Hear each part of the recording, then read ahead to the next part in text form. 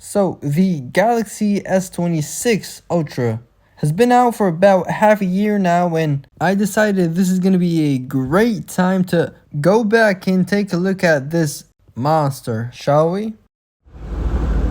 So this is the Samsung Galaxy S26 Ultra, and right out of the gate, Samsung has finally given back their phones a true character. And I'm talking about the glass island and housing the 3 cameras. Now, I was a huge fan of the camera bump that was introduced with the S21 series, and this is kind of giving me the same vibe.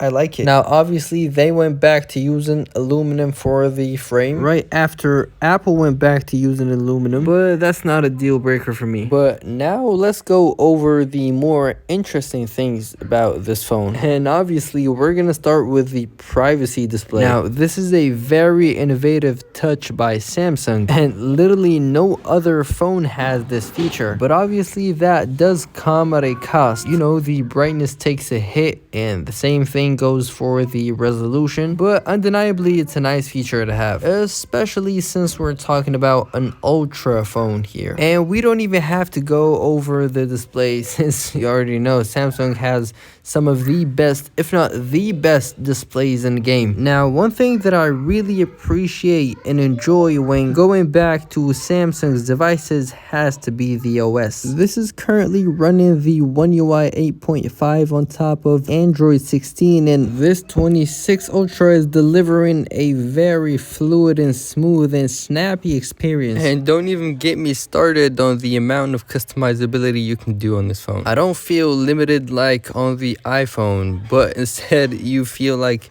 you're free. You can do whatever you want to do. The Now Nudge is very useful and incredibly implemented, and obviously the multitasking abilities that are inexistent in Apple devices. And oh, let's not forget that the S26 Ultra can now airdrop to Apple devices via Quick Share, which is a really functional feature. And to top this off, Samsung is promising a 7-year update, which is incredible. And that is no surprise, since this phone has the Snapdragon 8 Elite Gen 5. It is on par with the iPhone 17 Pro's processor, the A19 Pro, if not even better. I mean, it even won the Phone Buff speed test. Cameras are top notch, so the photos look incredible, and the video is no less than that. And obviously the zoom is the aspect where Samsung excels at. So what do you think about the S26 Ultra? Would you pick it up over the iPhone?